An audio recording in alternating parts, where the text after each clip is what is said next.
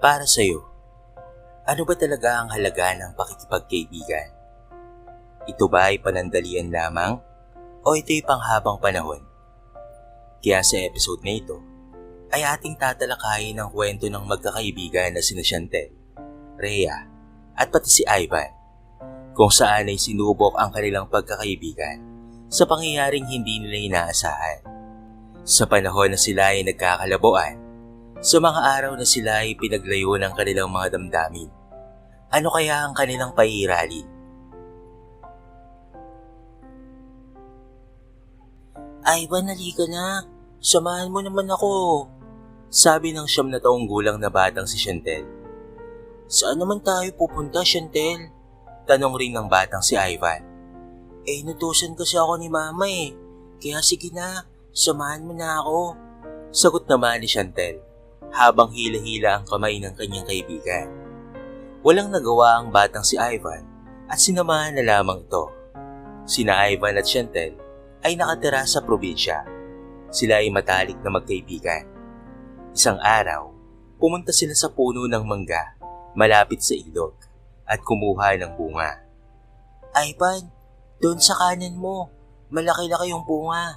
Bilis, sabi ng batang si Chantel habang nagtatatalon. Oo na. Huminahon ka nga dyan. Paano na lang kung mahulog ako dito? Lagot na talaga sa akin. Pagbabanta naman ng batang si Ivan. Tumawa na lamang si Chantel bilang tugon. Maya-maya, habang kumukuha ng bunga si Ivan, ay may napansin siya sa bandang ibaba. Kita niyang may batang nagtatago sa may malaking bato at pasimpleng sumilip sa kanila.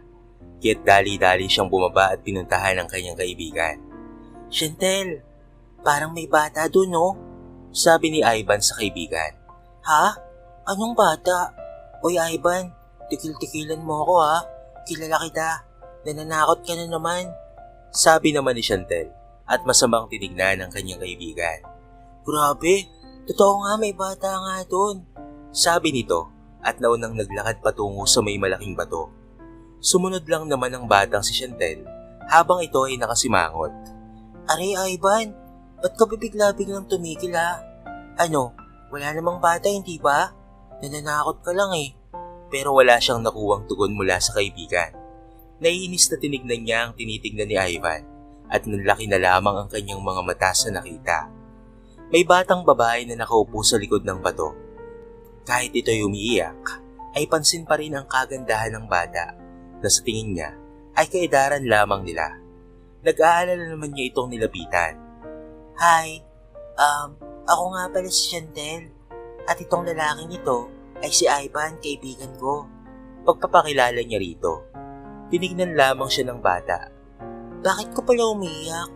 Nadapa ka ba? Umiling na lamang ito bilang tugon. Ngayon lang kita nakita rito. Pagpapatuloy pa rin niya. Pinunasan naman ng bata ang kanyang mukha at ngumiti ito ng matamis sa kanila. Nahawa naman ang dalawa kaya napangiti na rin sila. Hi, ako nga pala si Rhea. Hindi talaga ako taga rito. Lumuwas lang kami ni Mami dito kahapon lang. Saka okay lang ako. Napagalitan lang ako kaya ganon. Sabi ng bata. Ang ganda mo naman. Sabi naman ni Chantel. Ngumiti lang si Rhea bilang tugon. Ikaw ba ang unika iha ng pamilyang Fuentisares? Biglang tanong ni Ivan. Ngumiti lamang ng tipid si Rhea at tumango.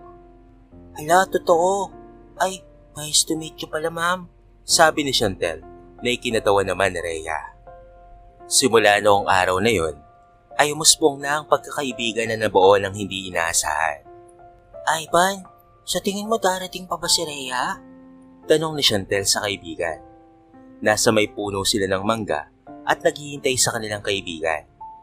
Naging tambayan na rin nila itong magkakaibigan sapagkat iga pa nga ng batang si Chantel ay dito sila nagkakilala.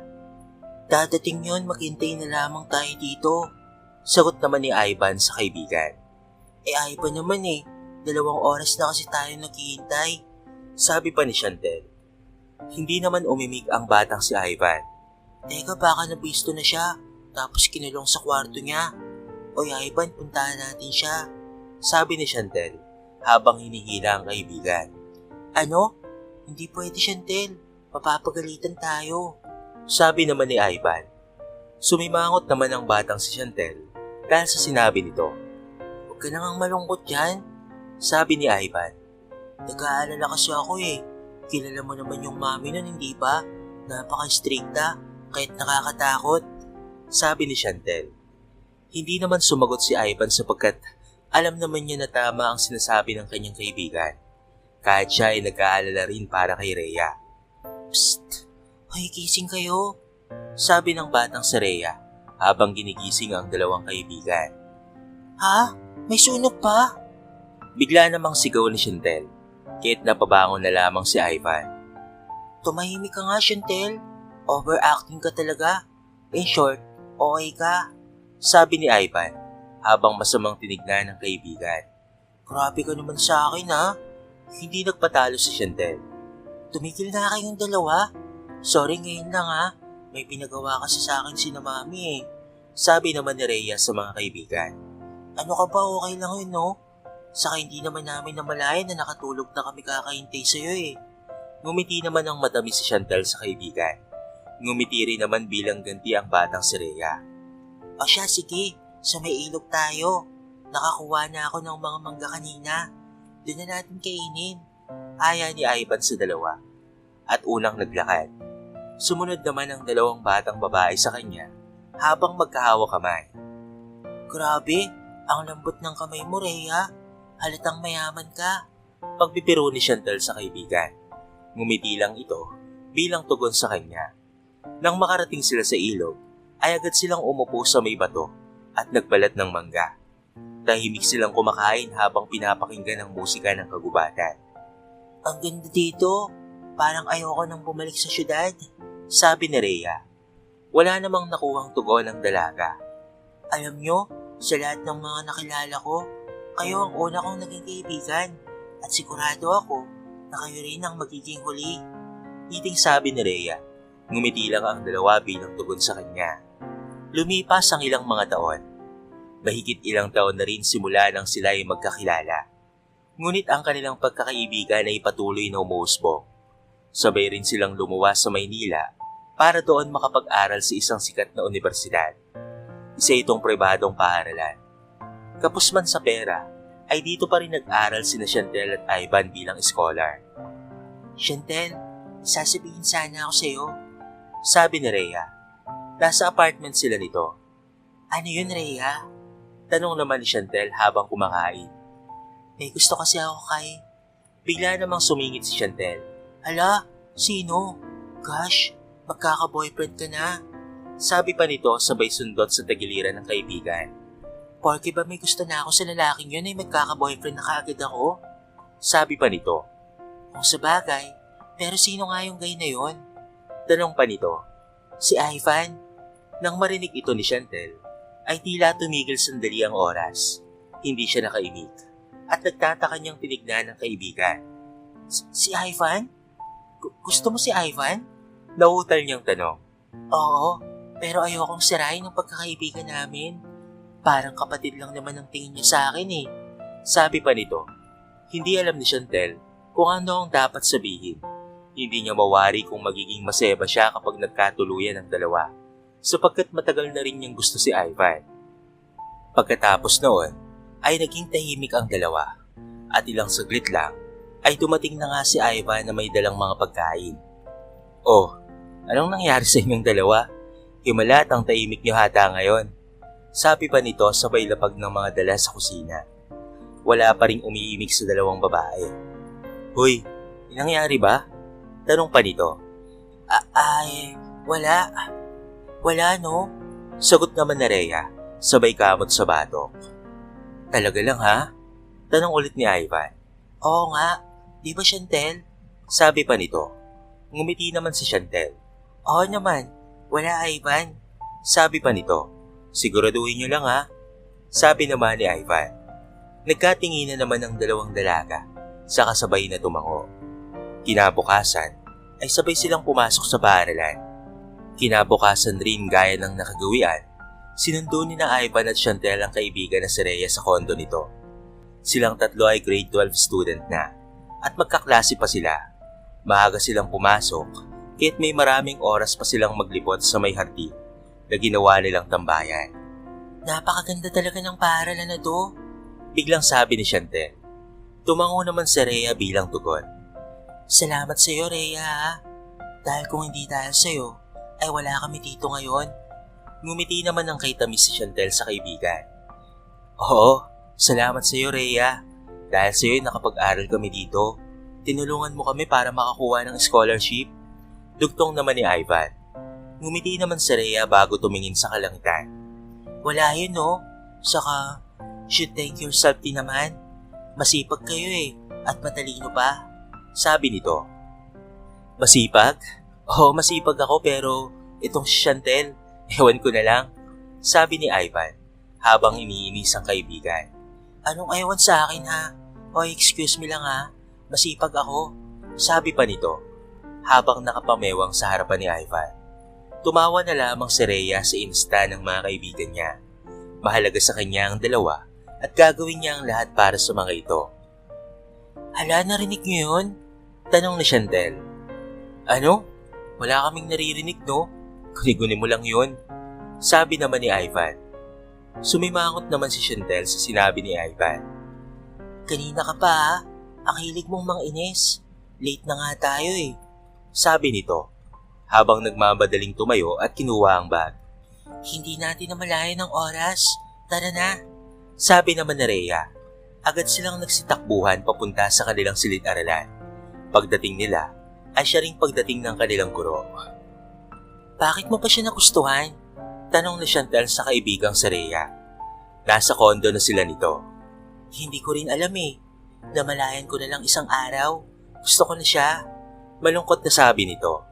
Hindi naman kaagad nakasagot ang kaibigan. Ikaw ba? May nagugustuhan ka na ba? Tanong na Rhea sa kaibigan. Ha? Ako? Wala no? Tanggi naman ni Chantel.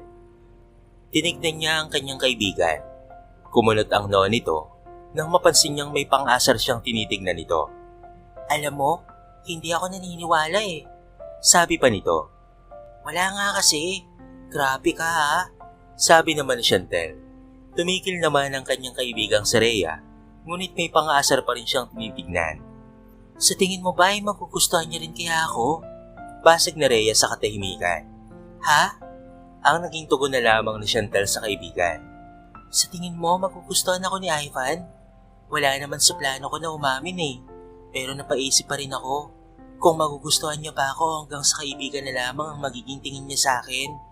Mahabang paliwanag nito. Alam mo, kung ako ang tatanungin, kahit sino ay magugustuhan ka talaga. Sagot naman ni Chantel sa kaibigan. Pati ba si Ivan? Tanong ulit nito. Hindi naman nakaimik kaagad si Chantel. Dumaan ang mahabang katahimikan bago niya nasagot ang tanong ng kaibigan. Oo, kahit si Ivan, siguradong magugustuhan ka. Nauutal na sagot ni Chantel kay Rhea. Masakit man sabihin, ngunit iyon ang totoo. Kung titignan lang ang kaibigan nito, napakaganda talaga nito at napakabait pa. Hindi niya may tatanggi sa kanyang sarili na maaari itong magustuhan ni Ivan na siyang kaibigan rin nila at ang lalaking bumihag ng kanyang puso dati pa man. Hindi na malaya ni Chantel na may kumulang luha sa kanyang mga mata at napansin ito na Rhea. Chantel? Teka, bakit ka umiiyak? May nasabi ba akong hindi maganda? May problema ka ba? Tanong pa nito kay Chantel. Ha? Wala ito Rhea, okay lang ako. Sagot naman ni Chantel sa kaibigan. Tila hindi naniniwala si Rhea sa sinabi nito. Nilapitan niya ito at tinitigan ng maigi. May problema? Bakit hindi mo sinasabi sa amin, Chantel? Mga kaibigan mo kami. Sabi nito. Wala nga. Magsasabi naman ako kung meron Sabi naman ni Chantel habang pinupunasan ng mga luha. Napuwing lang talaga ako, ano ko ba? Dugtong pa nito. Hindi mo naman ako maluloko niyan Bulok na kaya yung rason na ganyan? Sabi ni Rhea. Umayos naman ang upo si Chantel at tinignan ng maigi ang kaibigan. Okay lang ako, Rhea. Maniwala ka sa akin. Na-stress lang siguro to. Alam mo naman na busy na tayo sa pag-aaral. Mahabang paliwanag ni Chantel kay Rhea. Sigurado ka, ha? Tumango lang naman si Chantel bilang tugon. Mahal, Chantel, halina kayo at kakain na, sabi ni Ivan habang iniaayos ang hapagkainan. Aba, mukhang masarap to ah. Komento naman ng kasintahan nito na si Rhea. Sadyang ngiti lamang ang naitugon ni Chantel. Mag-iisang taon na rin simula nung nangyari ang aminan, nang mag-usap ulit ang dalawang dalaga patungkol roon. Hindi nila akalain na narinig sila ni Ivan at hindi nila inaasahan ang pag-amin nito na may pagtingin rin ng binata kay Rhea. Ilang buwan rin itong niligawan ng binata bago sagutin ng dalaga. Si Chantel naman ay ayaw niyang ipagkait sa dalawa ang kasiyahan. Siya man ay nasasaktan, ay mas pinili niya na lamang na isarili at itago ang nararamdaman. At bukal sa loob niyang sinuportahan ng dalawa. Siyempre naman, ako ang nagdudo Pagmamayabang ni Ivan. Tumawa lang naman ang mga dalaga bago nagsimulang kumain. Habang kumakain at nagkakwentuhan, narinig nilang may kumakatok sa pinto. Wala naman silang inaasahan na bisita, kaya sila nagtaka kung sino ito. Ako na ang magbubukas, sabi ni Chantel. Tumayo siya at tinahak ang daan papunta sa pinto. Nang buksan niya ito, tila siya ay hindi makagalaw. Hindi niya maalis ang tingin sa taong hindi nila inaasahan na darating. Bakit ka nandito? Hindi ba't may matitirahan ka naman? O baka gusto mo lang dito kasi mas malaki at magara itong kondo ng anak ko? Sabi pa nito. Mrs. Fuentesares? Tanging nasambit na lamang ni Chantel. Nasaan ang anak ko ha? Tanong pa nito. Hindi pa nakasagot si Chantel nang biglang sumulpot si Rhea. Chantel, sino ba yan? Tanong pa nito. Bigla itong natigilan nang makita niya ang taong kaharap ng kaibigan. Ma, sabihin mo sa akin kung bakit narito ang babaeng ito, sabi ng kanyang ina. Hindi naman makasagot si Rhea. Maya-maya ay lumabas rin si Ivan na siyang ikinagulat rin ng kanyang ina. At nandito rin ang lalaking yan? Sabi nito habang tinuturo si Ivan. Hindi ba't matagal ko nang sinabi sa'yo na iwasan mo tong mga hampas lupa na ito? Pera lang ang habol niyan sa'yo. Sigaw pa nito. Ma, huwag ka naman pong magsalita ng ganyan. Mga kaibigan ko po sila simula pa po pagkabata. Sagot ng dalaga habang ang dalawang kaibigan naman ay nananatiling tahimik. Kaibigan? Ha? Hindi ka ba marunong umintindi? Pera lang ang habol ng mga yun sa'yo. Sabi pa ng kanyang ina. Hindi ma, bakit ang babaw ng tingin mo sa kanila? Nung mga panahon na kailangan ko kayo, sila yung naroon. Kasi trabaho lang naman ang lagi niyong iniisip. Lagi yung kumpanya niyo. Anak niyo ba talaga ako? Matapos niyang sabihin yun, ay naramdaman niya ang hapdi sa kaliwang pisngi niya, dulot ng pagsampal ng kanyang ina. Agad naman siyang nilapitan ng dalawa. Wala kang kwentang anak, sabi pa nito. Hindi napansin ng dalawang si Ivan at Rhea na magkahawak na ang kanilang mga kamay at ito naman ang kaagad na napansin ng kanyang ina. Ano yan? Anong ibig sabihin yan ha? Patanong nito. Nagtataka naman ang tatlo. Nagkatinginan sila bago na baling ang tingin sa magkahawak na kamay ng dalawa. Tila sila ay binuhusan ng malamig na tubig. Ma, agad namang hinila ng ina ang kanyang anak. Huwag mong sabihin sa akin na may namamagitan sa inyong dalawa. Pasingal na sabi nito. Humikbi naman si Rhea habang tinignan ng kanyang ina. Mahal ko siya, sabi nito. Magkabilang sampalang iginawad ng kanyang ina. Mahal, nagpapatawa ba kayo? Hindi ito maaari. Sumama ka sa akin. Nang sabihin niyo ng ina, ay nakaramdam sila ng takot. Ma'am, teka lang po. Awat naman ni Chantel. Ma'am, mahal ko po ang anak niyo. Wala pa man po akong kaya ngayon, pero may papangako ko pong magsisikap pa po ako. Sabi naman ni Ivan. Hindi ka nararapat sa anak ko. Sabi pa nito sabay hila sa anak. Nagpupumiglas naman ang dalaga, ngunit biglang dumating ang tauhan ng kanyang ina. Ma, please naman oh. Sabi pa nito, pero tila walang narinig ang ina. Rhea, gagawa ko ng paraan. Pangako yan, mahal ko. Ang huling narinig na lamang ni Rhea bago tuluyang makalayo ang sasakyan na kanilang sinakyan. Ilang buwan matapos mangyari iyon, ay palaging pumupunta sina Ivan at Chantel sa mansyon ng kaibigan. Ngunit ni isang beses ay di nila nakita si Rhea. Ivan, kamusta na kaya si Rhea? Tanong ni Chantel sa kaibigan.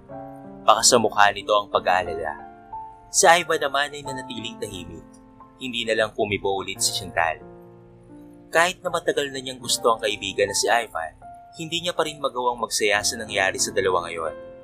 Hindi dahil kasali at apektado ang kanilang pagkakaibigan, kung hindi dahil matagal na niyang tanggap ang lahat.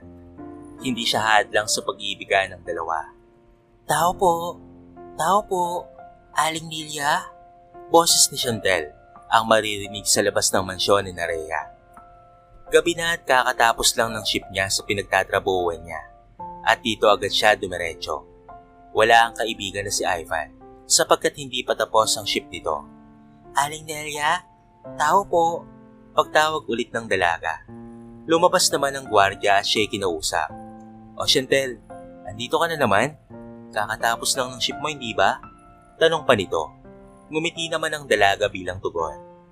Opo, hindi pa po ba kayo nasasanay? Halos araw-araw na po ako nandito eh. Sabi pa ng dalaga. Tumawa naman ang matanda dahil sa sinabi nito. Nasasanay na nga eh.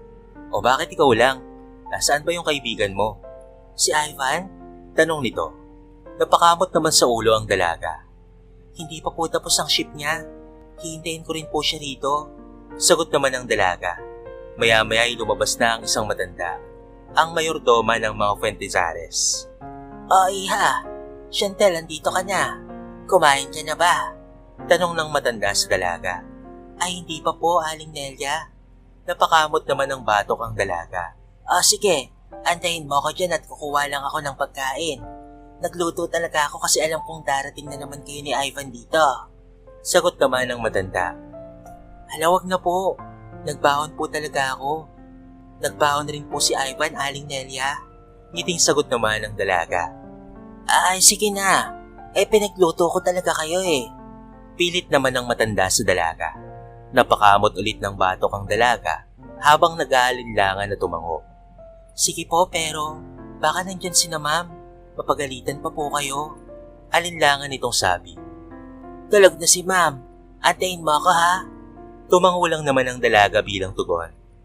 Maya-maya ay bumalik na ang matanda dala ang niluto nitong pagkain. Sakto naman na dumating si Ivan. Nandiyan na rin pala si Ivan eh. Halika kayo rito iho at kakain na tayo. Sabi ng matanda. Nagtatakang tumingin ang dalaga sa matanda. Hindi pa po pala kayo kumakain, Aling Nelia? Tanong nito. Hinihintay talaga namin kayo. Sagot naman ni Manong Almer na siyang gwardiya. Ay may baon po kami. Sagot naman ni Ivan habang kakamot-kamot ng batok. Alam namin. Sinabi na sa amin ni Chantal. Sige na, ilabas nyo na yung baon nyo. Eto, may ulam dito. Sagot naman ni Aling Nelia. Maraming salamat po. Sabay na sabi ng dalawa. Habang kumakain, ay binasag ni Ivan ang katahimikan. Aling Nelia, alam kong nakukulitan ka na rin po sa amin pero nandyan po ba si Rhea? Nagkatingin na naman ang dalawang matanda.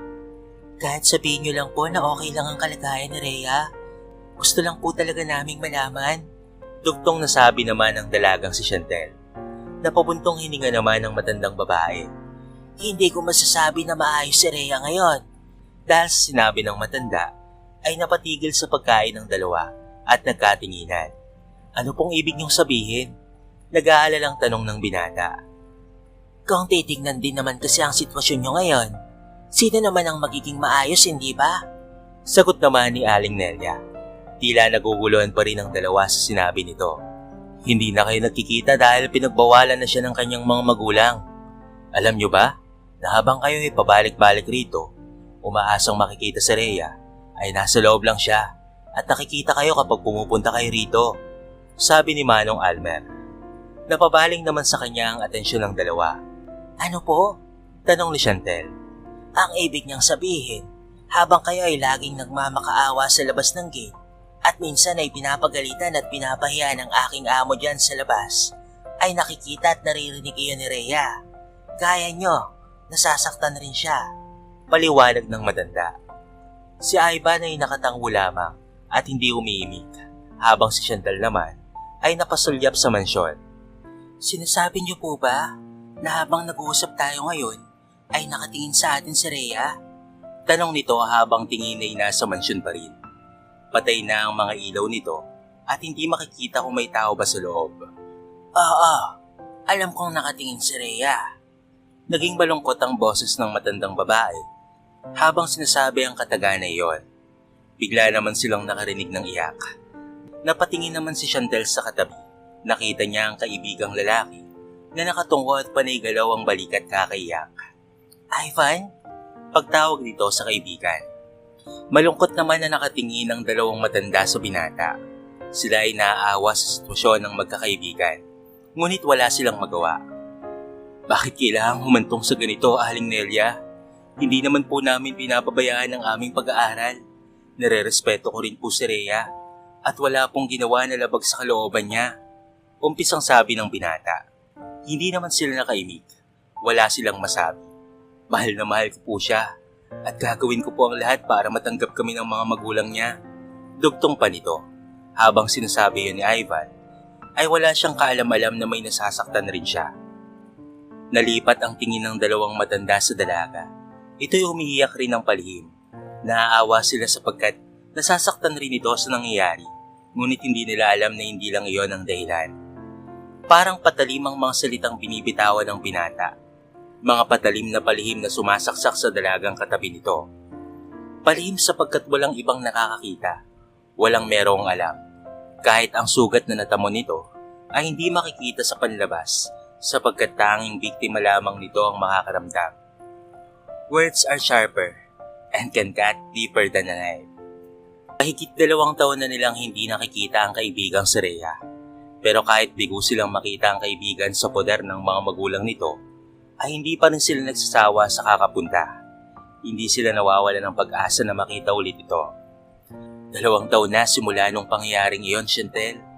At sa 2 taon na iyon, ay hindi pa rin natin nakikita si Rhea ni isang beses man lang. Pero kahit na ganoon, hindi pa rin nagbabago ang aking nararamdaman para sa kanya. Sabi ng binata sa kaibigan. Sila ay nakaupo sa may tapat ng bahay ni Rhea. Yun ang kanilang ginagawa pagka-uwi galing sa eskwela o pag sila ay galing sa trabaho sapagkat silang dalawa ay parehong working student. Mahal na mahal ko siya. Dugtong pa ng binata habang si Chantel naman ay malungkot nang umiti sa kaibigan. Alam ko naman yun. Kita at ramdam ko yun, Ivan. Sabi nito, hindi na malaya ng dalaga na may butil ng luha na kumawala sa kanyang mga mata at napansin niyon ni Ivan. Miss mo na siya, no? Umiiyak ka kasi. Sabi nito. Nagulat naman ang dalaga. Umiiyak ako? Teka, agad naman niyang kinapa ang muka at natigilan ang maramdaman ng basa roon. Hindi niya na napigilan at napahagulgol na lamang ang dalaga. Nataranta naman si Ivan at inalo ang kaibigan. Pareho, masakit eh. Sabi pa ni Chantel. Nagugulaan naman ang kaibigan sa sinabi nito. Pareho? Tanong nito. Bigla namang tumayo si Chantel at nagpunas ng muka. Ay, wala yun. Miss ko na talaga si Rhea. Sabi nito. Huwag kang mag-alala, gagawa tayo ng paraan. Makikita rin natin siya. Ngumiti na lamang ang dalaga bilang tugon. Sa isip-sip ng dalaga. Parehong masakit, Ivan. Masakit para sa akin ang nangyari sa pagkakaibigan natin. Hindi na natin nakikita si Rhea. Ang sakit-sakit noon. Pero masakit ding isipin na kahit 2 taon na ang lumipas, siya pa rin ang tinitibok ng puso mo. Masakit isarili ang lahat ng ito. Pero alam ko, lilipas rin to. Mawawala rin itong nararamdaman ko. Sana'y mawala na. Gaya ng nakagawian, naglalakad si Chantel papunta sa mansyon. Hindi niya kasama si Ivan sapagkat nauna na ito kanina dahil natagalan ng off ng dalaga sa trabaho. Malalim ang kanyang iniisip at naputol na lamang iyon nang marinig ang boses ni Ivan. Rhea! Rhea! Bitawan niyo ako please! Rhea! Please alam kong nandyan siya. Kahit ngayon lang, gusto kong makita ang girlfriend ko. Gusto kong kumpirmahin kung nandyan pa ba siya. Mahalong guard, kilala mo ako diba? Hayaan niyo ako. Rhea! Pagsigaw ng binata sa labas ng gate. Agad namang tumakbo ang dalaga papunta sa kanila. Ivan! Pagtawag niya rito. Ivan, anong nangyari? Kumalma ka please. Agad namang kumalma ang binata nang marinig ang boses ni Chantel. Si Rhea, Chantel. Si Rhea. Sabi nito habang umiiyak. Nataranta naman ang dalaga sa nangyayari. Ha? Bakit? Tanong pa nito. Wala daw si Rhea dyan. Sabi pa ni Ivan at napahilamos sa muka. Anong wala? Ivan, anong wala siya dyan? Tanong ulit ng dalaga. Umalis sila. Umalis sila papuntang States. Chantel, anong gagawin ko? Sabi ng binata. Napaluhod ito at napahagulgol. Hindi nakaimik ang dalaga. Tila binuhusan siya ng malamig na tubig dahil sa kanyang narinig. Hindi totoo yan. Bulong pa nito sa sarili. Tinignan niya ang gwardiya at mayordoma sa may gate. Kilala sila nito at mabait ang mga ito sa kanila. Kita niya ang awa sa mga mata nito. Nakumpirma na totoo ang sinabi ni Ivan. Napaluhod naman ang dalaga at humagulgol siya. Hindi niya matanggap ang mga nangyayari. At anong nangyayari dito? Sabi ng ina ni Rhea. Kakalabas lamang nito ng gate at halata ang galit sa mga mata nito. Anong kaguluhan nito ha? Biglang sigaw nito. Napaangat naman ang tingin ng binata. Ma'am, pagtawag nito sa ginang. Umalis na kayo rito. May diin ang bawat pagbigkas ng ginang sa mga salitang binibitawan. Umiling naman ang dalawa. Ma'am, pakiusap. Gusto ko pong malaman kung nariyan pa ba si Rhea. Sabi ni Ivan. At kahit umiiyak na, ay bakas pa rin sa tono ng pananalita ang respeto sa ginang. At bakit? Anong pakialam mo ha? Anong karapatan mo? Sagot naman ng ginang. Sa tabi nito ay ang kanyang asawa na hindi naman umiimik. Girlfriend ko po siya. Kaibigan niya po kami. Sagot naman ni Ivan. Girlfriend mo siya? Nagpapatawa ka ba? Hiwalay na kayo matagal na. Sagot naman ng ginang. Umiling naman ang binata. Wala pong hiwalayang nangyari sapagkat sapilitan niyo pong kinuha si Rhea. Sabi naman ni Chantel. Nakaluhod pa rin ito habang nakatingala sa mag-asawa. Ang mayordoma at ang isang gwardiya na si Manong Almer ay nasa gilid. Walang masabing ngunit halata sa mga mata nila ang awa para sa magkaibigan. Bigla namang naglakad ang ginang papunta kay Chantel at bigla itong sinampal. Lahat ng nakakita ay nabigla sa nangyari. Nagulat din si Ivan sa inasta ng ginang sa kaibigan ni hindi makaimik. At sino ka para sagot-sagutin ako ha? Galit na tanong nito sa dalaga. Kahit na umiiyak, ay nakuha pa rin itong sumagot. Sinasabi ko lang naman po ang totoo. Magkabilang sambalang binigay ng ginang sa dalaga. Napatayo na si Ivan sa nangyari. Ma'am, huwag niyo pong saktan ng kaibigan ko. Sabi nito. Bago man ito makalapit sa kanila, ay hinawakan na naman siya ng iba pang mga gwardya. Teka, bitawan niyo ako. Pagpupumiglas nito, hindi niya kaya ang dalawa sapagkat mas malakas pa ito kaysa sa kanya. Binalingan ulit ng tingin ng ginang ang dalaga. Bakit hindi na lang itong kasama mo ang jowain mo? Tanong ng ginang sa binata, habang hindi pa rin inaalis ang tingin sa dalaga. Pareho naman kayo ng pinanggalingan. Mga hampas lupa kayong dalawa. Bagay na bagay kayong dalawa. Dugtong pa nito. Opo, hindi kami kagaya nyo, mayaman kayo. At kami ay hindi. Sagot naman ng dalaga. Ngunit huwag niyo po kaming bastusin ng ganyan, sapagkat sa insta niyo pa lamang ngayon, ay makikita na sa atin kung sino talaga ang may basurang pag-uugali. Pagkatapos niyang banggitin ang mga salitang iyon, ay naramdaman niya ang hapdi sa kanyang kaliwang pisngi. Sinampal na naman siya ng ginang. Napakilos na ang asawa nito at nilapitan sila. Tama na yan, pumasok na tayo. Sabi pa nito. Kita sa mga mata ng ginang ang galit. Sinulyapan niya ang binata na hawak ng dalawang gwardya habang ito ay umiiyak. Sinulyapan niya muli ang dalagang nakatungo na habang hawak ang pisngi bago umalis ng walang sinabi. Bitawan niyo na siya. Kami na ang bahala sa kanila. Sabi ng mayordoma sa dalawang gwardya na nakahawak sa binata. Agad namang sumunod ang dalawa at ito ay umalis na. Nilapitan ni na Aling Nilya at Manong Almer ang dalawa. Kinausap nila ito ngunit wala silang nakuwang tugon. Habang nakaluhod pa rin si Ivan at nag-uusap ang dalawang matanda, biglang tumayo si Chantel at tumakbo papalayo. Takbo lang siya ng takbo ni hindi alam kung saan pupunta.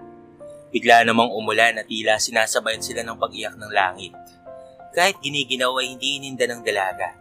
Patuloy pa rin siya sa pagtakbo hanggang sa napunta na siya sa may tabing dagat. Napaluhod ang dalaga dahil sa pagod at dahil sa bigat ng kanyang nararamdaman.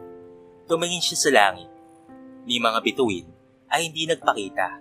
Mga bituin ay inaasahan niyang magiging liwanag sa madilim niyang gabing iyon. Pero tila pati ito ay iniwan din siya.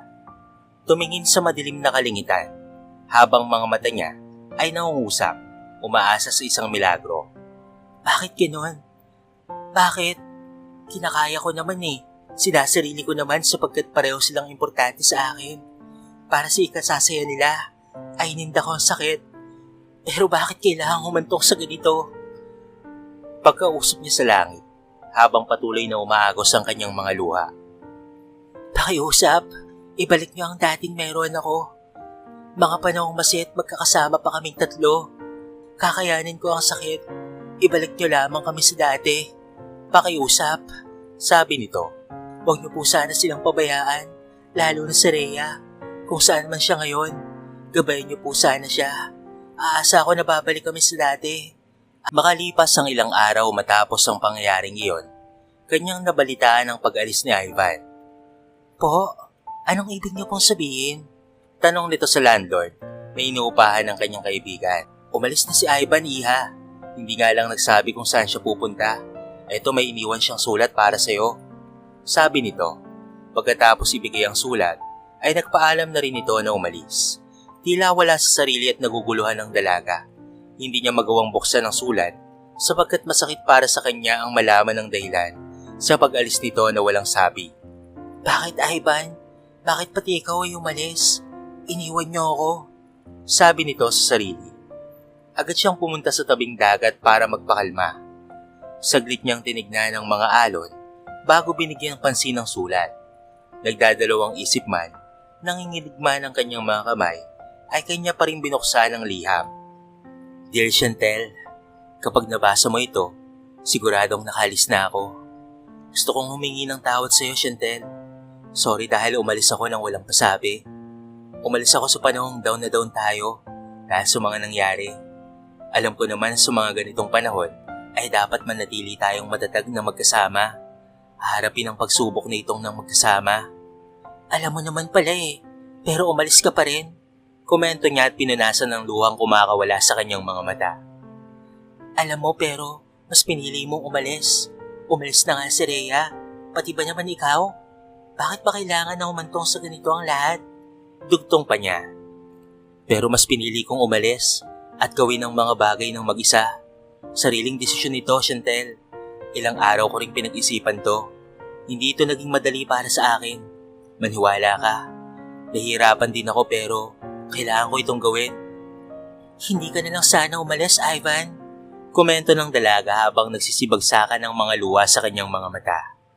Chantel, alam ko na may lihim kang pagtingin sa akin. Ramdam ko yon. Hindi ako manhid, Chantel. Tila binuhusan ng malamig na tubig ang dalaga sa nabasa. Alam niya? Tanong niya sa sarili.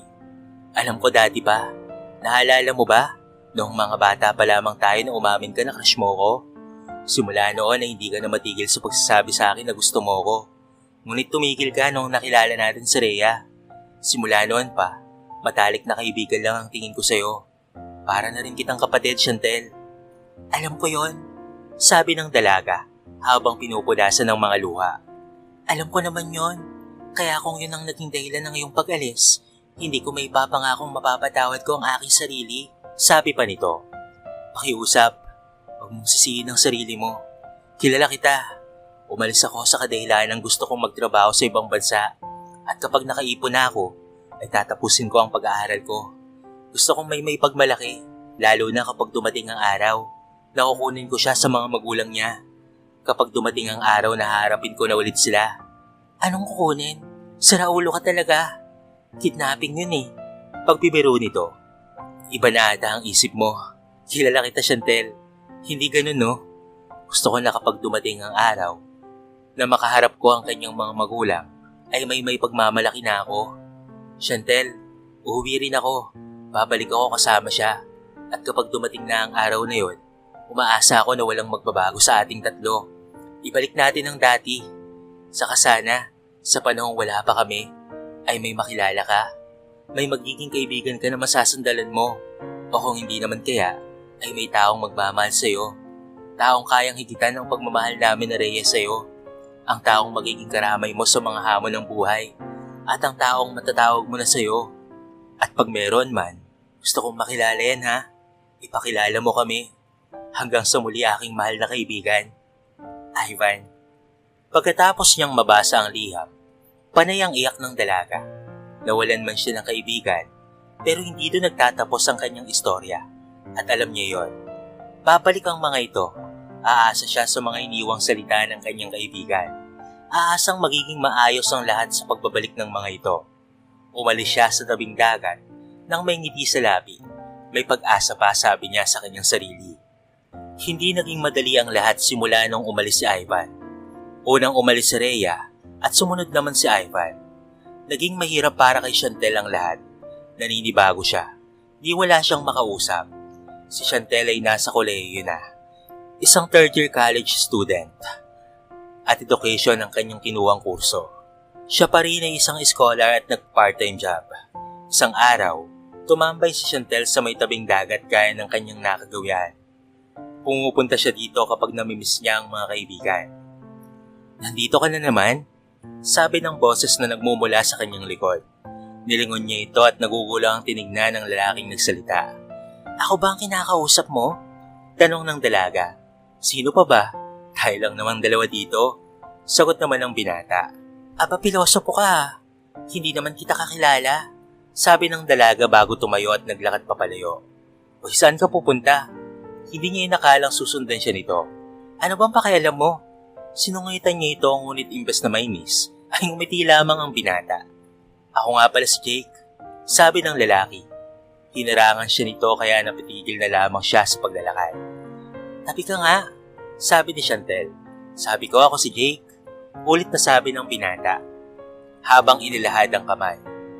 Tinignan lang ito ng dalaga, bago na pamewang siyang tinignan. Di ko naman tinatanong, saka hindi ako interesado. Pagsusuplada ng dalaga. Napatawa naman ang lalaki bago napakamot ng batok. Okay, kalma. Matagal na kasi kitang napapansin dito eh. Sabi pa nito. Ano naman ngayon ha? Patanong na sabi ng dalaga. Tila namamanghang napatingin ng lalaki dito. Ibang klase ka talaga. Bulong niya sa sarili. Ngunit narinig din pala ng dalaga. Huwag kang paharang-harang dyan. Naiinis na ako ha. Sabi pa nito. Gusto lang naman kasi kitang makilala. Sabi naman ng binata. Tila tinignan siya ng dalaga ng may panghusga. Inilahad ulit ng lalaki ang kanyang kamay at sa pagkakataong ito ay tinanggap na ng dalaga. I'm Chantel, sabi pa nito at nauna nang bumitaw. Nice name. Komento naman ng lalaki. Napabuntong hininga naman ng babae. O siya, alis na ako ha. Sabi pa nito. Ha? Teka lang naman. Sagot naman ng lalaki. Kung gusto mo akong makausap, babalik naman ako dito bukas o sa susunod na araw. Sagot naman ng dalaga at nauna nang maglakad. Sige, hintayin kita ha. Sigaw naman ng binata. Kumaway lang ang dalaga bilang tugon. Napangiti naman ang binata sa kanilang simpleng interaksyon. At simula nga noon, ay lagi na silang nagkikita sa lugar na yon. Para sa dalaga, ay umusbong man ang pagkakaibigan nilang dalawa. Wala pa ring higit sa dalawa niyang matalik na kaibigan. At patuloy pa rin umaasa sa pagbabalik ng mga ito. Pero papaano mo nga ba maiiwasan ang pana ni Cupido? Ano ang gagawin mo kung ikaw ang napiling patamaan nito? Chantel, may sasabihin ako sa iyo. Pagbasag ni Jake sa katahimikan. Nasa tabing dagat sila at pinapanood ang paglubog ng araw. Ano yun? Tanong naman ng dalaga habang hindi binalingan ang tingin ng binata. Bago makasagot, napabuntong hininga si Jake ng tila kinakabahan. May nagugustuhan kasi ako, kaso hindi ko alam kung may pag-asa ba ako sa kanya. Sabi nito, nabigla naman si Chantel at hindi makapaniwalang tinignan ng kaibigan. Talaga? Hala, congratulations, magkakajowa ka na. Sabi ng dalaga habang tumatawa. Pinagtatawanan mo ba ako? Tanong ng binata habang masamang tinignan ng dalaga. Hindi ha, biro lang yon. Pero eto totoo na.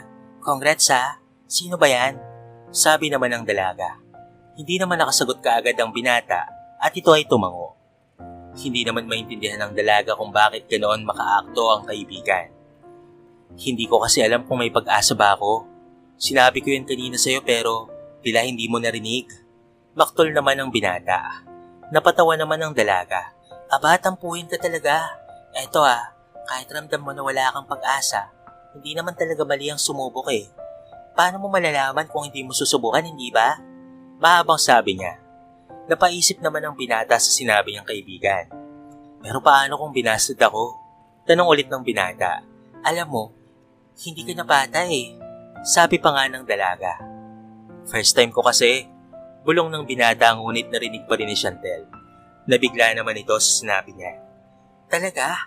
Tanong nito. Tanging tango lamang ang nasagot ng binata. Kaya pala, napabuntong hininga ang dalaga. Ganito, it doesn't matter kung mababasted ka.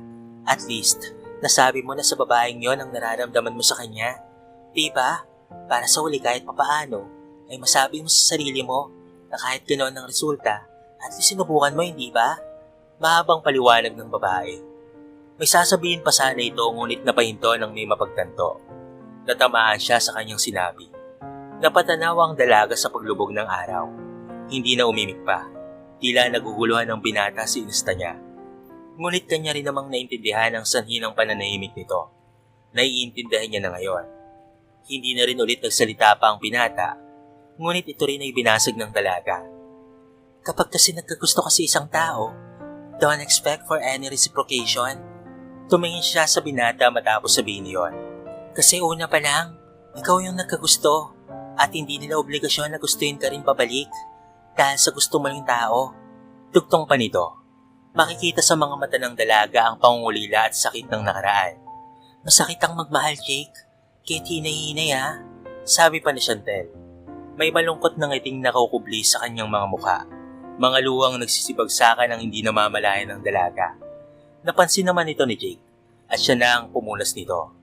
Napahagulgol na lamang ang dalaga at napayakap sa kaibigan. Alam ko, Chantel, dama ko rin ang nararamdaman mo. Naiintindihan ko sapagkat yun rin ang nararamdaman ko ngayon. Masakit, nakangiting sabi ni Jake. Ngunit hindi may pagkait ang kalungkutan na nakukubli sa kanyang mga mata. Lumipas ang ilang araw. Nagsusulat ka rin pala? Tanong ni Jake nang makitang nagsusulat ang kaibigan. Tumangulang ang dalaga bilang tugon. Kailan pa? Tanong nito. Naalala mo nung unang lapit mo sa akin? Kung kailan tayo nagkakilala? Nag-uumpisa pa ako noon. Sabi pa ng dalaga.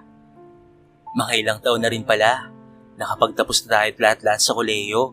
Pero ngayon ko lang nalaman yan. Nakakatampo, alam mo ba yun? Nakasimangot na saad ng binata. Tumawa lang naman ang dalaga bilang tugon. Ilang taon na rin ang nakalipas at nakapagtapos na sina Chantel at Jake sa pag-aaral. Wala pa ring balita si Chantel sa kanyang mga kaibigan. Miss na niya ang dalawa at lagi siyang humihiling na sana ay nasa maayos silang kalagayan. Education ang kinuha nila ngunit hindi na pinagpatuloy ang pagguguro. Pareho nilang tinahak ang daan ng pagiging isang manunulat. Tumahimik ka nga, Jake. Ilang buwan na rin kaya tayo magkatrabaho. Inis na sabi ni Chantel. Tumawa naman ang binata bilang tugon. Pasensya naman, parang kahapon lang kasi nung malaman ko na nagsusulat ka rin. Ngiting sagot naman ang binata. Ngumiti lang rin naman pabalik ang dalaga sa kanya. Ay Chantel, pwede ba kitang maimbitahan bukas ng 7:00 ng gabi? Doon sa may tabing dagat. Alam kong busy na tayo sa trabaho. Baka gusto mo munang magpahinga. Punta tayo doon gaya ng nakagawian. Anong masasabi mo? Pag-aaya ni Jake sa kaibigan. Napaisip naman ang dalaga sa sinabi nito. Napansin niya rin na masyado na silang busy at stress sapagkat marami silang ongoing na trabaho. Lalo na at marami silang sinusulat na istorya. Sige ba? Ngiting sagot naman ni Chantel. Dumating na nga ang araw na yon. Teka, bakit may paganito? Ang romantic naman. Nagiging sweet ka na ngayon Panunokso naman ni Chantel kay Jake. Nasa tabing dagat na sila. Malayo pa lamang. Pansin na ni Chantel ang mga nakalatag sa unahan at may mga ilaw pa sa gilid. May mga pagkain na rin sa gitna at nang makalapit na sila ay napansin niyang mga paborito niya ang nakahanda. Bakit? Hindi ba ako sweet sa'yo dati? Nagtatakang tanong ni Jake sa dalaga. Hindi. Seryosong sagot naman ito. Nang makita ang reaksyon ng kaibigan, tumawa ang dalaga bago pa birong hinampas ang kaibigan. Joke lang. Hindi ka naman mapiro Natatawa na niyang sabi. Napapuntong hininga na lamang ang binata. Nang makaupo sila, ay kumain na ang dalaga habang nakatingin sa mga bituin. Ang ganda naman ng mga bituin ngayon, sabi niya. Alam ko, ang ganda nga eh, sabi naman ng binata. Lumingon naman ang dalaga sa kaibigan. Hindi ka naman tumitingin dun eh, saan ka nakatingin, Jake? Sabi ng dalaga. Hindi naman umimik ang binata sa sinabi niya, ni hindi niya tinanggi ang sinabi nito. May ideya na ako, Jake, kung bakit tayo nandito ngayon. Pero gusto ko ikaw ang magsabi. Umamin ka. Tama ang hinala ko? Seryosong tanong ng dalaga sa kaibigan. Bumuntong hininga na lamang si Jake bago ito nagsalita. Oo, tama ka. Napabuntong hininga ang dalaga sa sinabi nito. Napagtantong tama ang kanyang hinala.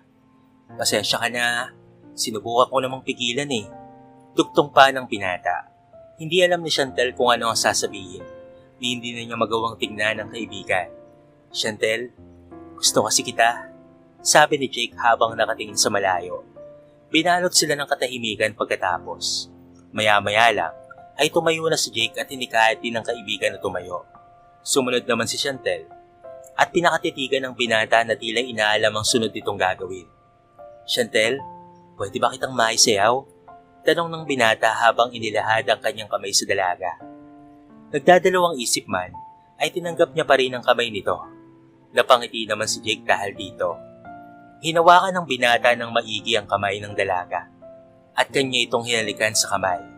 Nabigla naman si Chantel dahil sa ginawa nito. Walang lumabas na salita sa kanyang mga labi. Kahit kaloob-looban niya ay hindi tutol sa ginawa ng binata. Hindi niya mawari kung bakit sapagkat sa huli niyang pagkakaalam ay mahal niya si Ivan. Napatulong siya sa sarili kung bakit hindi siya tumutol na tila'y naguguluhan. Hayaan mo muna akong iparamdam sa iyo kung gaano kita kagusto, Chantel. Kung gaano kita kamahal. Kahit ngayon lang sana, nakikiusap ako. Sabi ni Jake habang nakatingin sa dalaga at nakahawak pa rin sa kamay nito. Tila mata niya yung nangungusap na payagan siya ng dalaga. Tumango bilang tugon si Chantel, ngunit hindi sang-ayon si Jake sa ganoon. Words please, magsalita ka pakiusap.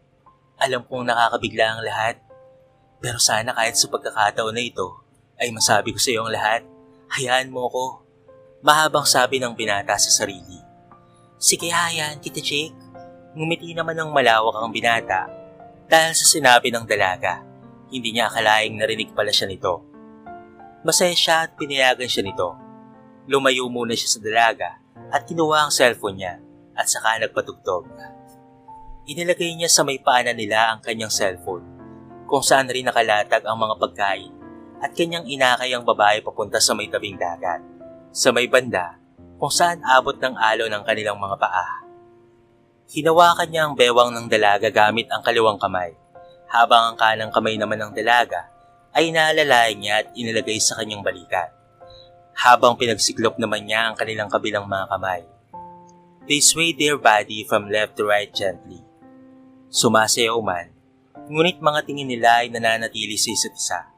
Walang nagsalita. Pinapakiramdaman ang malamig na ihip ng hangin. Pinakikinggan ang tunog ng kanta, kasabay ng musika na dala ng alon sa dagat. Mga matay na ungusap. Hanggang sa natapos na nga ang kanta, ay hindi pa rin naputol ang kanilang titigan. Binasag ng binata ang katahimikan na namamagitan sa kanilang dalawa. Napakaganda mo, ngiting sabi nito. Mga matay kumikislap habang nakatingin sa dalaga. Jake, tanging nasambit na lamang ni Chantel. Hindi malaman kung ano ang gagawin o kung ano ang sasabihin. Unang kita ko pa lamang sa iyo ay nabihag mo na ang puso ko. Kaya ako naglakas ng loob na kilalanin ka. Ngunit nang malaman ko ang kwento mo, tila'y nagdalawang isip ako. Mahal mo siya, yun ang pakiramdam ko, sabi ng binata sa dalaga. Ang mga mata nito ay hindi makitaan ng kasinungalingan. Simula noon ay sinubukan kong pigilan. Ngunit bakit habang tumatagal ay palilim ng palilim ang pagtingin ko sa iyo. Hindi ko mawari noong una kung bakit. Hindi ko alam ang dapat kong gawin. Alam ko na wala akong pag-asa ngunit hindi kita magawang iwasan. Sinubukan ko noong una pero nabigo lang ako, Chantel. Nagsisimulang nagsisibagsakan na ang mga luwang kanina pa niyang gustong kumawala. Inilabas niya ang lahat-lahat. Sa tagal nilang naging magkaibigan, Kahit kailan ay hindi nakitang umiiyak ng ganito ang kaibigan. Hindi na malayan ni Chantel na pati siya ay umiiyak na rin. Ramdam niya kung gaano kaseryoso ang binata sa kanya. Alam niya ang lihim na pagtingin ng kaibigan. Hindi siya manhid sa bagay na yon.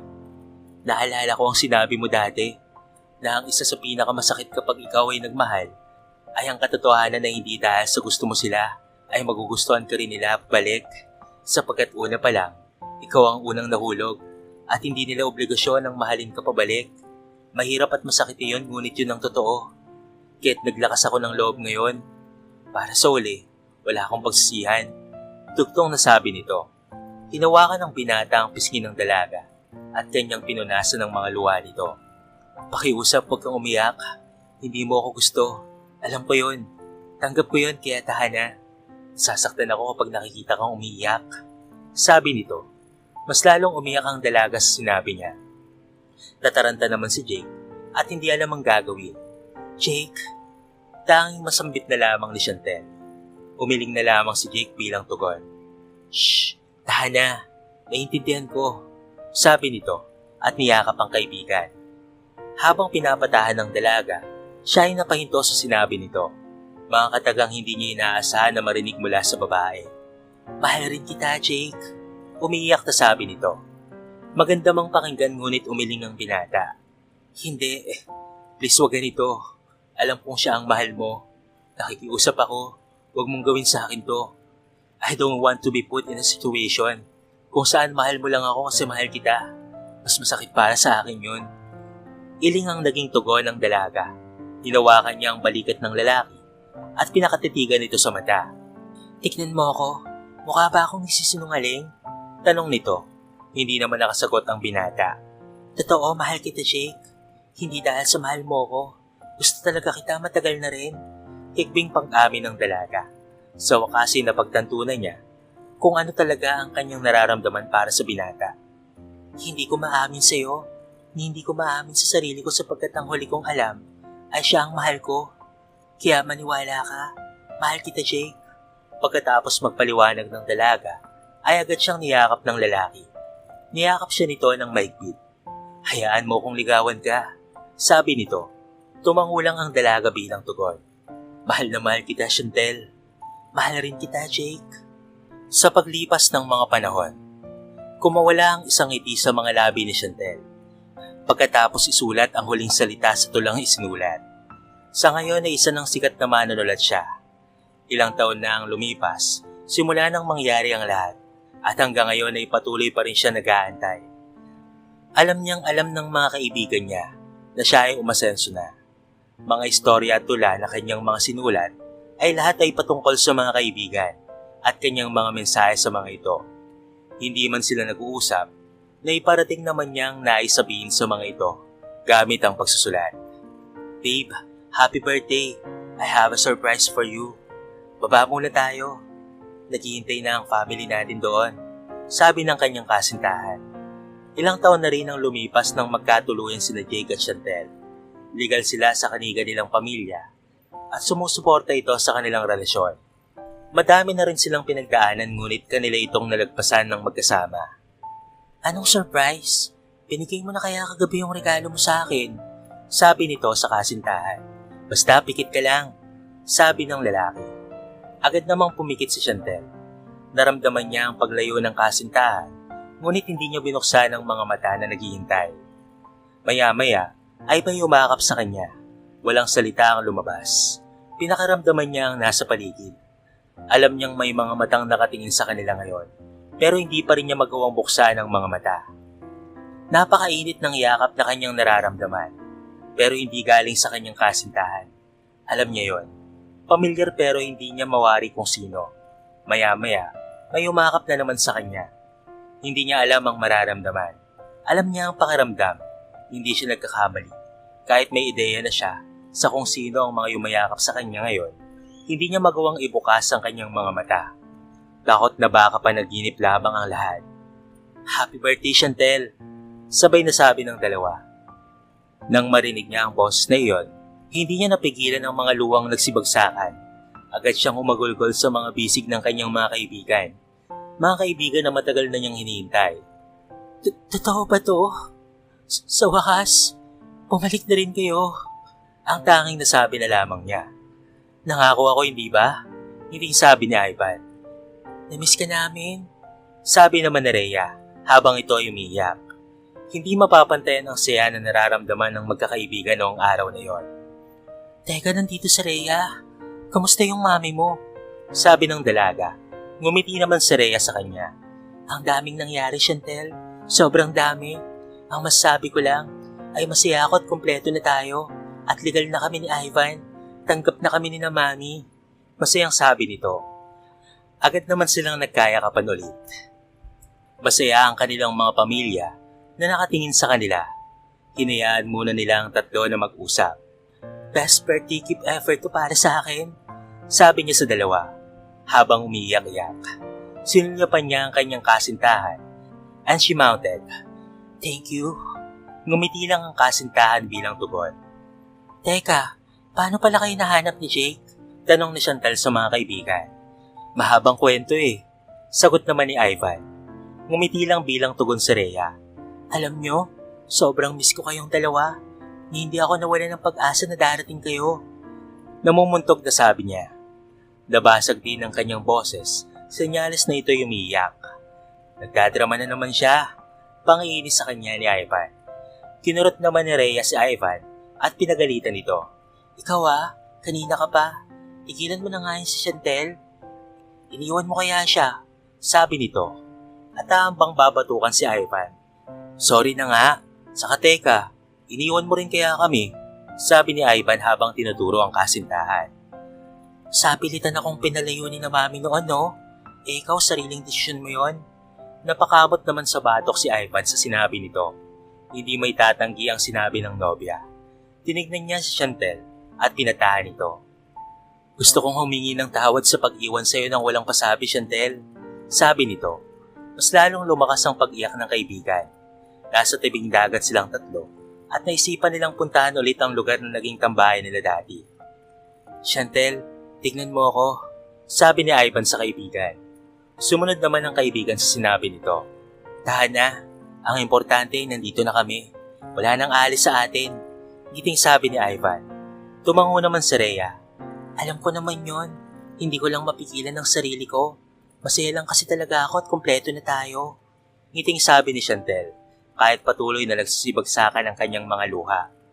Maya-maya pa ay biglang sumalpot ang kasintahan ni Chantel na si Jake. Umahangos pa ito na parang kakagaling lamang sa pagtakbo. May gustong kumausap sa inyo. Pagkasabi niya noon, ay siya ring paglapit ng isang ginang at may kasama itong lalaki sa likod. Napatayo bigla si Chantel sa nakita. Kahit naging masama ito sa kanila dati, ay hindi niya magawang magtanim ng galit sa mga ito sapagkat naiintindihan niya kung bakit nagawa nila iyon. Iniisip lang naman nila ang kapakanan ni Rhea. Yun nga lang ay ginawa nila iyon sa hindi ka nais-nais na paraan na may maapakan silang ibang tao. Chantel, iha, pagsimula ng ginang na siyang ina ng kaibigang si Rhea. Dumestansya naman ng kaunti ang dalawang kaibigan at hinayaan siyang makipag-usap sa mga ito. Ma'am, ang tanging nasambit na lamang ni Chantel.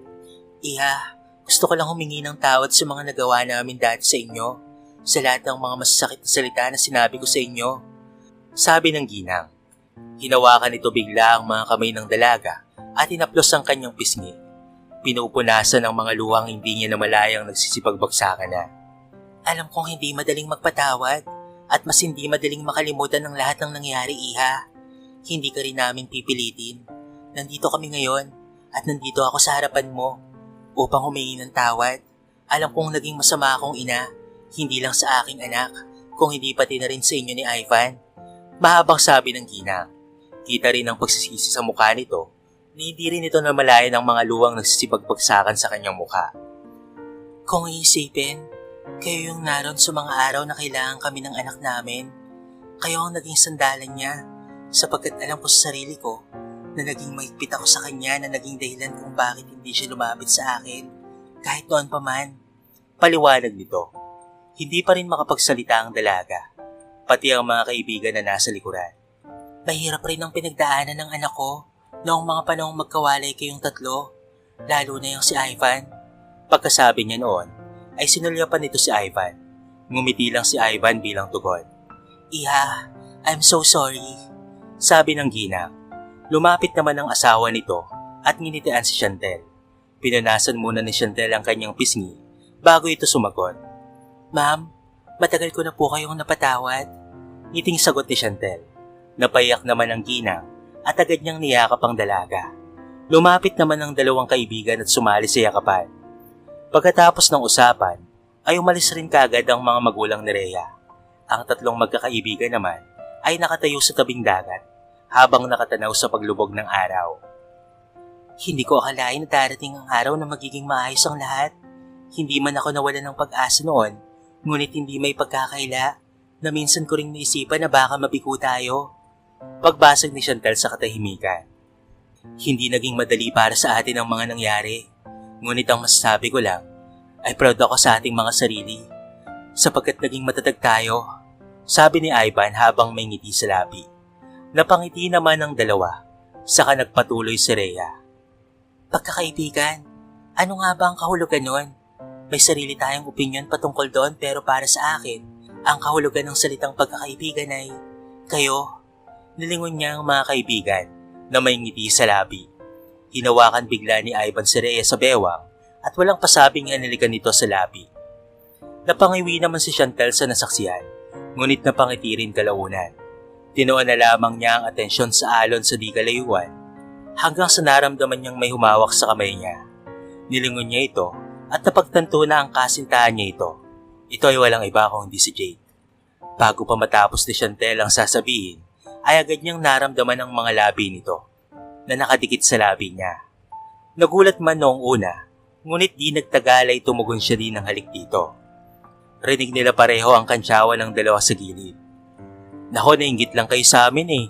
Pagbibiro ni Ivan. Nagsitawanan lamang sila bago itinuan ang atensyon sa araw na tuluyan ng lumulubog.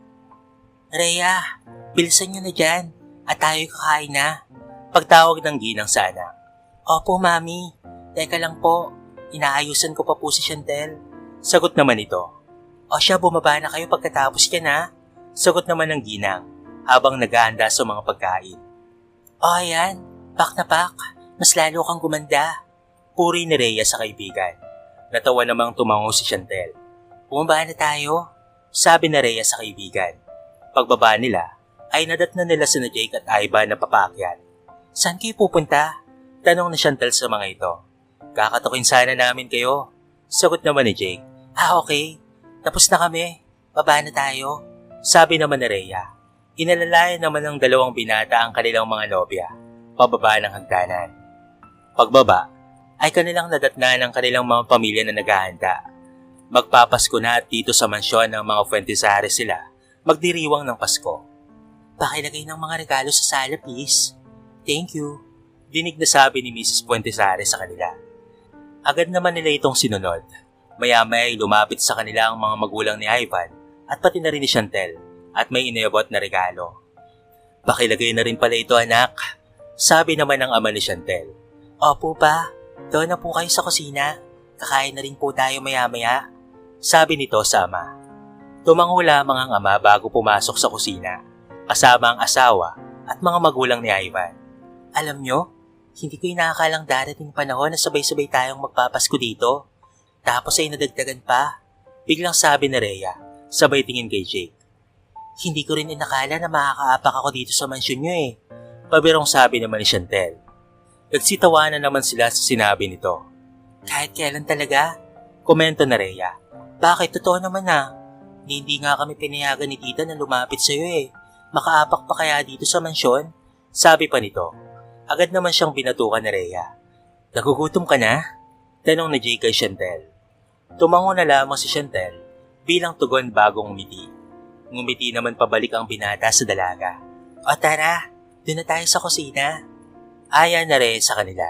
Sabay silang apat na pumasok sa kusina. Pagkatapos ng kainan, ay nagsilabasa na sila sa may bakuran ng mansyon ng Fuentesares. Kasama rin nila ang mayordoma at pati na rin si Manong Almer. Ilang segundo na lamang ay Pasko na. Oy please, pakikuha ng fireworks. Sabi ni Mrs. Fuentesares sa ibang mga gwardya na naka-assign sa fireworks. Ayun na, magbilang na tayo. Sigaw ni Rhea. Sabay-sabay nga silang nagbilang. 10, 9, 8, 7, 6, 5, 4, 3, 2, 1. Merry Christmas! Sabay-sabay nilang bati. Merry Christmas and Happy New Year mga kapitbahay! Biglang sigaw ni Ivan, kaya't nagtawanan silang lahat. Sira ulo ka talaga kahit kailan. Ang ingay-ingay mo. Saway sa kanya ni Rhea. Nakakabay naman si Jay kay Chantel habang nanonood sa fireworks, habang sina Ivan at Rhea naman ay patuloy na nag-aasaran. Sa hindi kalayuan ay naroon ang kanilang pamilya. Tinitignan sila ng may ngiti sa mga labi. Mga ngiting nagpapahiwatig na masaya sila at nakikita nilang masaya ang kanilang mga anak. Ngunit hindi pa dyan nagtatapos ang kanilang kwento. May mga bagong araw pa silang aabangan. May mga hamon pa silang dapat nilang harapin. Ngunit sa mga panahon na yon, sa mga araw na yon, alam nilang sabay na nila itong haharapin. Ano nga ba ang kahulugan ng pagkakaibigan sa inyo? Sigurado may iba-iba tayong opinyon patungkol dito. Ang pagkakaibigan na higit pa sa ating inaasahan. Isa rin ito sa mga mahirap ipaliwanag sa mundo. Ang tunay, malalim at matatag na pagkakaibigan ay may ipapakita sa pamamagitan ng paghangad ng mabuti para sa taong iyon. Gaya nga ng sabi nila, friendship means understanding, not agreement. It means forgiveness, not forgetting. It means the memories last, even if contact is lost. A best of friendship doesn't come when you are together. It comes when you are apart, and you realize that despite a distance and the silence, a friendship will still survive.